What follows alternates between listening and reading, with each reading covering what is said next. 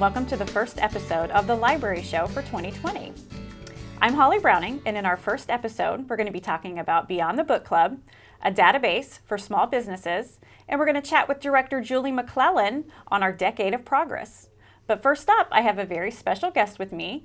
Welcome to the show, Mrs. Susan Parr. Thank you very much. Pleased to be here. Wonderful. So you're going to tell us a little bit about being in Beyond the Book Club, is that right?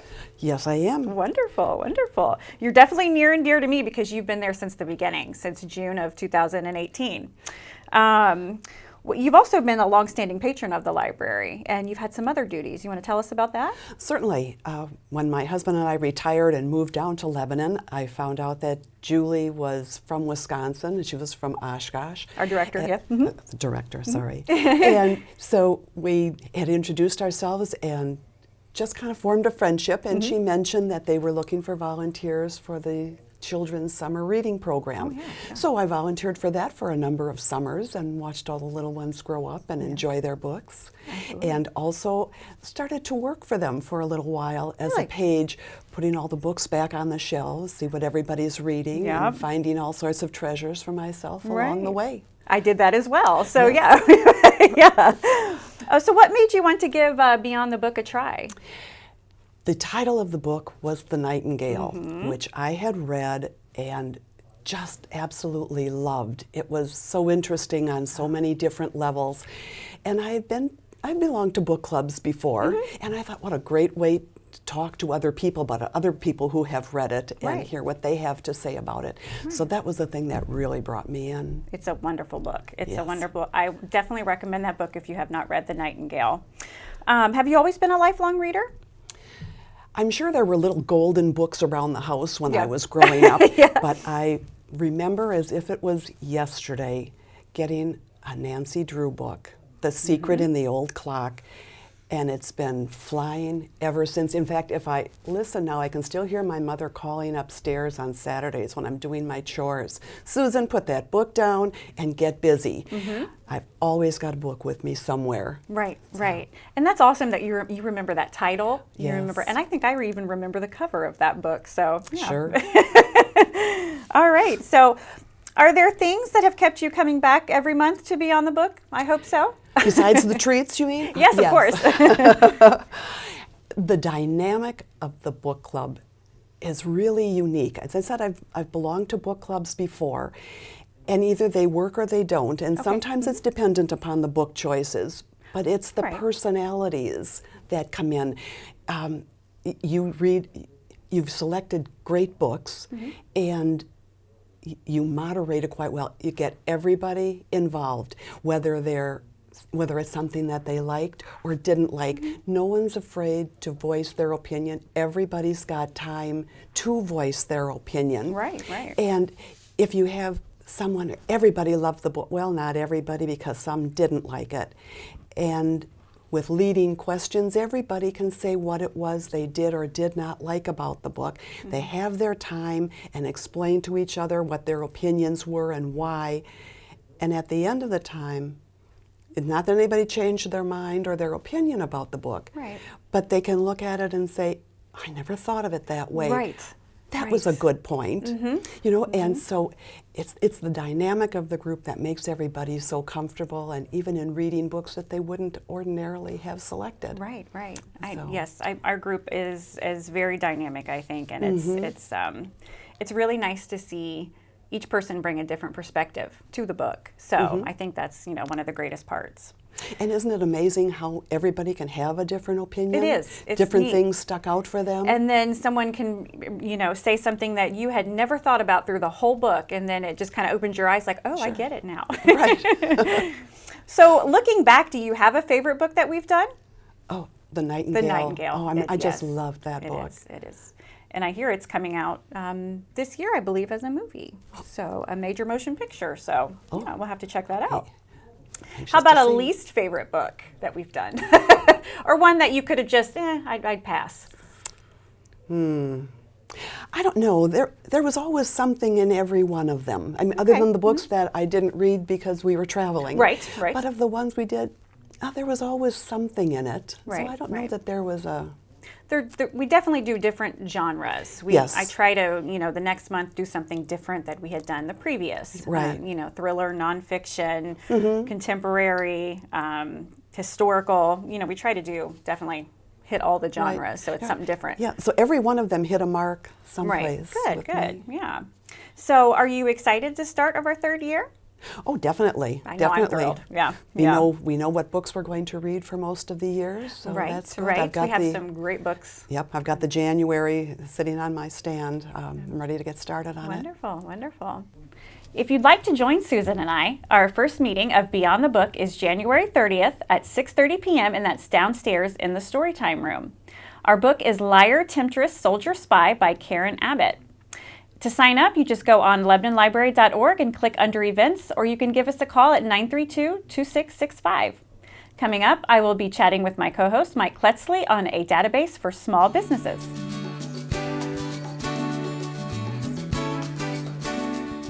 Can you consent with me? Imagine what you'd see if every child had a book to read. So the mission is for us to get a book to each and every child. So let's join hands, book people unite, unearth hidden passion. Come on, we'll have a good time. One book can be the first thing helps to change a life. People unite. Read to a child today and spark a lifetime of ambition. I was 0.5 credits away from completing high school, and I didn't do it. My support team never stopped pushing for me to be better because they knew who I could become as a person.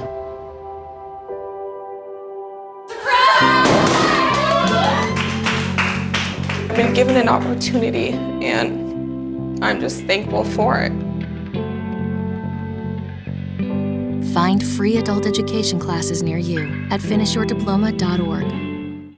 Welcome back. I'm here with my co-host, Mike Kletzly, and we're going to be talking about one of the library's free informational databases. Is that right, Mike? That's right. All right. What are we talking about today? Well, we thought with the new year, people might be getting a new start, and some of that might entail new businesses. New businesses, So we're going to do one about small business startups. All right. That's a lot of people dream about owning their own business, but it does sound really daunting. It does. A lot of does, details, a lot of hoops. Right. Yeah. Right. So we thought maybe we'd put some of that to rest. All right. Wonderful. The website helps people to know what they're getting into, to know what the requirements are, the licenses and the permits, and also some ideas on how to grow the business. Okay. And what's it called? It's called the Small Business Reference Center. Small Business Reference Center. All right. And what is it? What does it contain? It has ideas for businesses you may not have thought of starting, and Okay. then it has industry standards within those businesses. It also has videos to walk you through some of the steps. Wow. It has lists of permits and licenses for the state of Ohio. which Okay. You could also do Kentucky or Indiana, whatever you wanted. Okay. And then it also has ways for you to reach out to other businesses and kind of learn some of their tricks. Really? Wow. It sounds really relevant and comprehensive. It does. Let's see. Are you going to be taking us on a tour of the database? I thought so. All right. Let's check it out. Okay. So you would go to our Lebanon Public Library website, LebanonLibrary.org, and then you would go to the Online Resources tab. And then from there, since it's small business, we'll start with the S. So we'll click on S, and we'll scroll all the way to the bottom of this one. Small Business Reference Center is the last one. So we'll click on Use This Resource.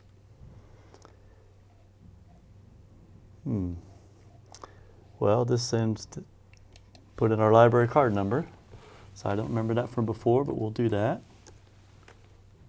Well, it's good to walk through because Yeah, people will in have to case do they the hit that. same thing Yeah. here. So, We select our library, Lebanon Public Library right there. And we submit that.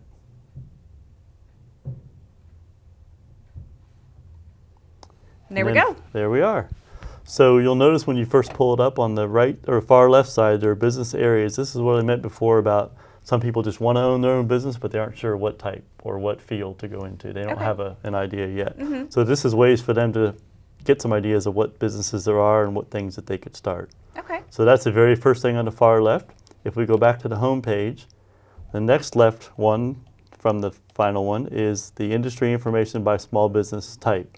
So again, once you've narrowed it down, this will help you with advertising, architecture, Anything that you want to do business-wise and get information on will be right here. And Wow. it's a pretty long list too. I'm scrolling down not too slowly, and it's still growing. Wow. So there's a lot here for people who want to get into their own business. Wonderful. And then if we go back to the home page again, the third one from the left is Business Basics. Now this is where folks can get help, just that we mentioned the hoops and the hurdles that you've got to cross. Right. This is ways for them to get some information on that. So you can coach an employee, you could do business on eBay, if you want to know about starting a business, period, tax considerations, all those kinds of things. So all those things that, like you said, Holly, daunt people to start one, this could maybe answer some of those things. Right, right. Kind of give you a step-by-step guide, Yeah. that would make it easier, make it, seem Doable. Right. Yeah. There you go. Because otherwise people can think it's not happening. Right. The fourth one, or the first one on the right, is Startup Kit and Business Plans. And these are some of the documents that you might want to do, from forms to profit and loss forecasts to all the things that they may need as they're getting close to launching their business. Right. So that's what those things are on the far right. And then we go back to the home page again, and if we go to the column on the right, the very first one is the videos. And this is what I mentioned. If people are more audiovisual learners, this will walk them through the steps Oh, by that's video. nice. Right. That's Yeah. nice. So it is kind of nice that way. The neat thing on the right side also is to browse by state, as we mentioned before. And it has all the states in the union, and you can scroll down. We'll do Ohio, but again, you could pick Indiana, Kentucky, whatever you want to do. Right, because it probably differs in each one. It does. Yep. And we'll then you probably have to sign in, but they could probably do that, Right. at home. Right. Right. Okay. So the neat thing is that it does have it by state, and that way you're not wondering what the licenses and permits are in your state. They have it right here. Right. Well, that's awesome. It is neat. Right. And if we go back one more time to the home page, well, maybe, there we go. It has all these books, excuse me, all these books that people can use. They're online books. You can buy them in physical copy or read them online. But it's tons and tons of different titles, from agreements in business to working for yourself to nonprofit tax guides to LLC or incorporation, all those kinds of things that people wonder. They have books on them online, and again, you can read them in PDF or you can buy the book itself. So it has a awesome. ton of resources. Right, right. So that's you pretty much showed us just the perfect database for anyone wanting to start Yeah, I think it's a good new one. business. Yep. New year, new business, right? Yep. And we are in the perfect place because Lebanon is full of, local businesses, wonderful local businesses, I might add. Yes, So, agreed. So absolutely. support them as best you can. Absolutely. So thank you for that, Mike. Thank you. All right. Up next, Mike is going to be talking to our director about the library's Decade of Progress.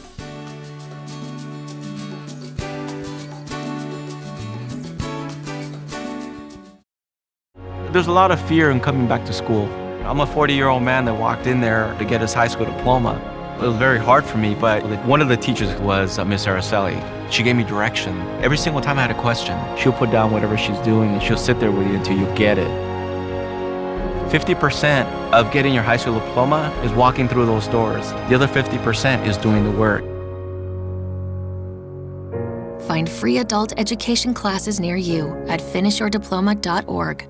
Your hometown source, the Lebanon Channel, is now on YouTube. I know how fortunate I am. Just search City of Lebanon, Ohio to connect with everything that's happening right here. And that's going to be an exciting part about this walking tour. Subscribe to receive exclusive local content available only on the Lebanon Channel. Wow, Neil Armstrong's coming to my launch. I was so excited about that. That's the City of Lebanon, Ohio, now on YouTube.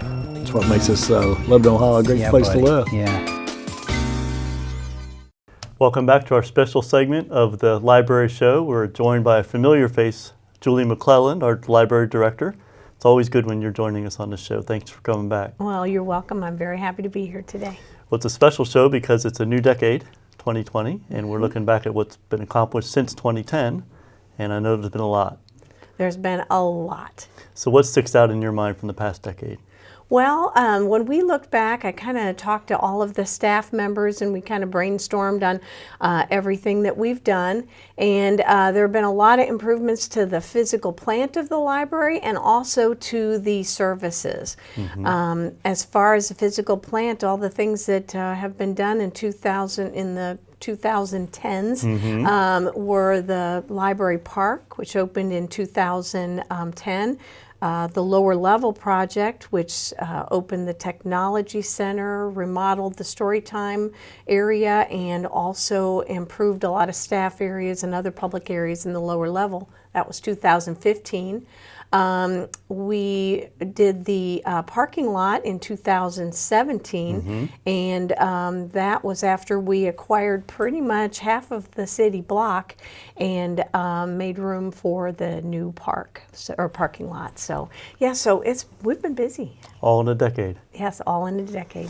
Now, I know the technology center downstairs has been extremely popular and really kind of dominates the lower level. Can you tell us a little more about the tech center, what all it gives to the public? Well, sure. Let me first say that adding the tech center gave us a lot more room, number one, and it gave us more staff too. We have to have people who are there to help on the computers, to supervise, make sure everything's going smoothly, but they're also there and have time to learn new technologies, explore new areas, and create programming. Yeah. So we really didn't have enough staff before to offer all the programming we're doing now.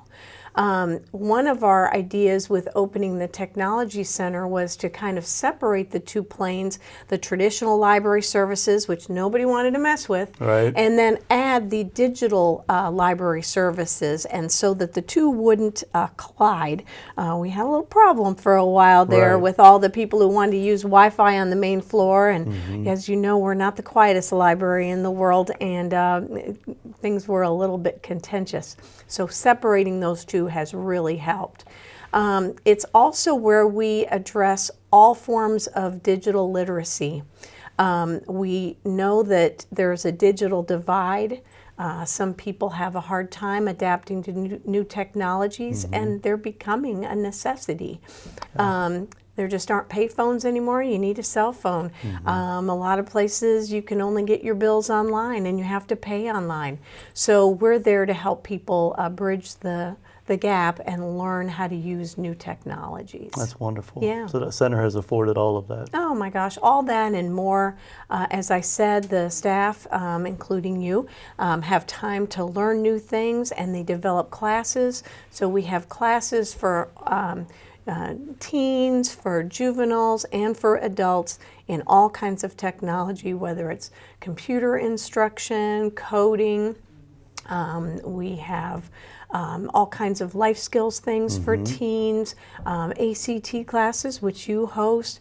My goodness, I'm just so amazed and pleased at everything that we can offer to the public. Well, that's wonderful. Yeah.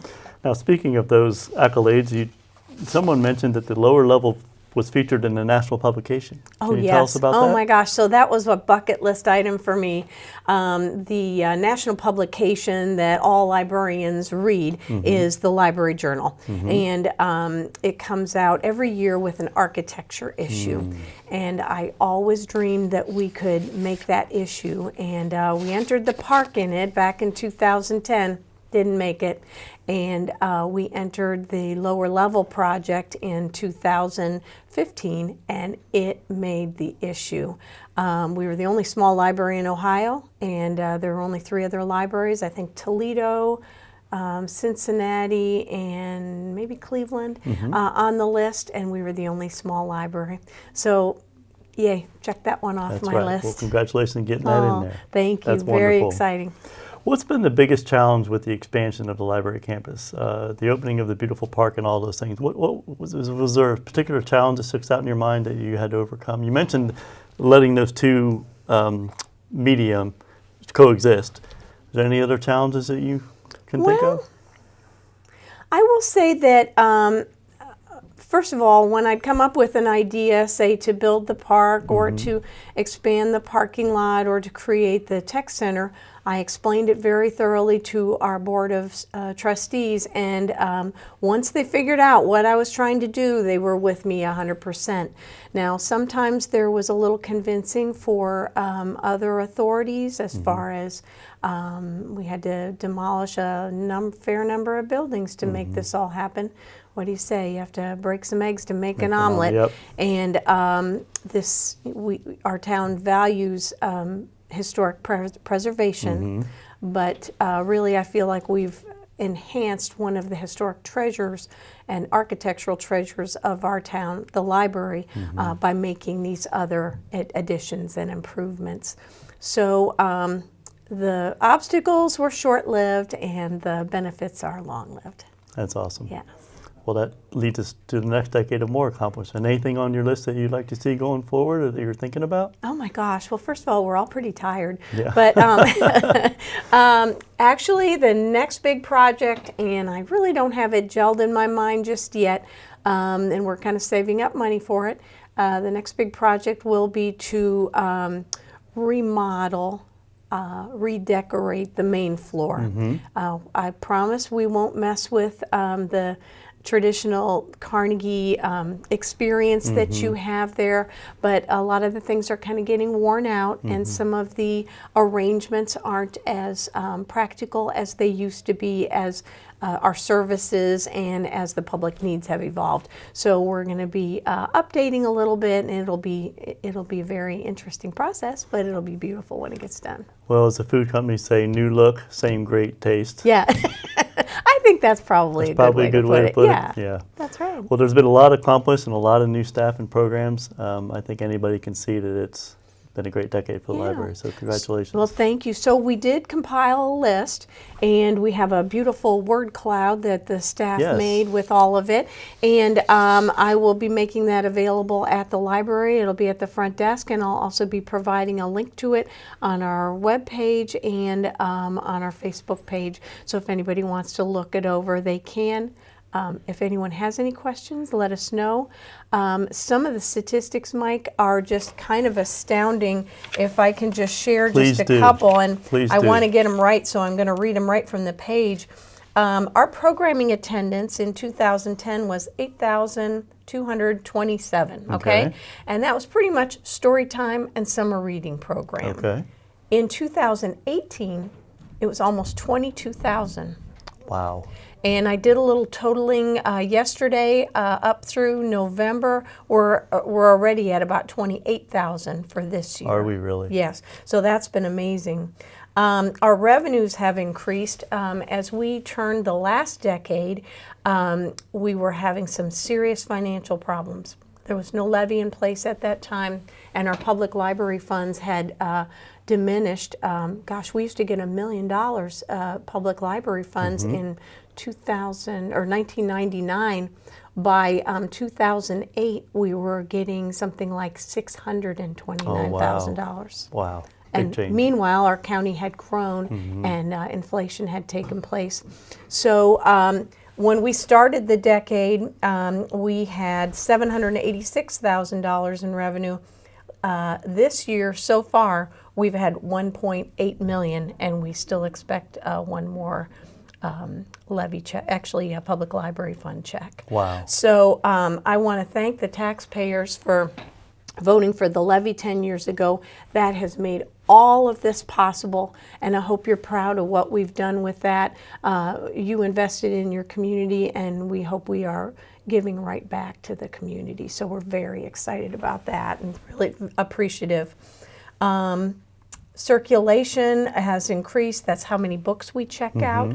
Has increased from 405,000 in 2010 to 651,000. Wow. So, yeah, all those people who say, gee, Julie, what are you going to do in 5 years when there aren't libraries anymore? I'll say, yeah, I think there'll be libraries. I think so, too. I think there'll be libraries. So it's really been a great ride, and I just have to thank the board for all their support and our awesome staff. We have a policy, I guess you'd call it, or a credo: dream it and do it.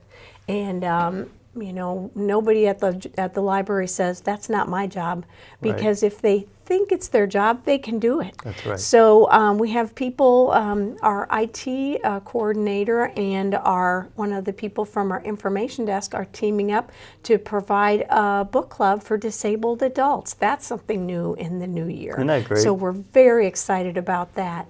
And but just gives you an idea if somebody is interested in trying something out, go for it. So I think that's what makes it exciting. A lot of people with passions and interests sharing them with others. Well, I think it's clear the taxpayers invested, and we at the library have really expanded what we do for the public, and the numbers show that. Yes, they do, and we try to be very good stewards of the public's money and of their property, and we promise we'll be, when this administration, moves on someday, we'll be leaving a better organization and a better public service. Well, there's no doubt. In our wake. So. Well, and your Dream It, Do It policy really, as a staff member, I can say, has really enabled us to branch out and try things, and I think it's showing. Oh, yeah. So thanks for creating that. Oh, you're welcome. I tell the staff there's no failure. Give it a whirl. See if anybody is interested in what you have, and if they're not, next. You know, you can find something else that you want to give a try. So, yeah. Well, thanks for a great decade past, and looking forward to the next decade starting now. Thanks you. It's my pleasure. Thanks for being here. Oh, I appreciate it. Up next, we'll look at the calendar highlights for the coming month. Welcome back to the Library Show, and at this point we're going to take a look at the calendar of events for January 2020. On Thursday, January 2nd, there's a meeting of the Science Club at 6 p.m. On Monday the 6th, we'll have our very first edition of Peer Voices, where youth can come and talk to each other and to us about all the issues that they're facing in their lives. On the 7th, that Tuesday at 5:30 p.m., we'll be having Design Lab. On the 13th, that Monday at 11 o'clock, we'll be having Parents Time, where their toddlers will be taken care of in the toddler program, and parents will get a little bit of their own time in which library staff will help them with some of their parenting issues, and one of them for January will be how to get through winter with a toddler. On the 15th, that Wednesday at 4 p.m. is the Sewing Basics series. It's a pretty nice series of classes for those interested in that, and it's at 4 p.m. as well for that. At the 27th on Monday, we're going to have the second edition of Peer Voices, and that's at 5:30, as is the first one on the 6th. And that is where teens come and talk about the things that they'd like to talk about with staff and with each other. On Tuesday the 28th, we have Cookbook Club, and that'll be at 6 p.m. So those of you who may have gotten a cookbook for Christmas can come and learn how to use some of the things in there. And on Wednesday the 29th, we have Fortnite STEM Challenge, and that's at 4 p.m. for those who are into science and high tech. And that's a look at the events for the library for January 2020. Thanks for joining us.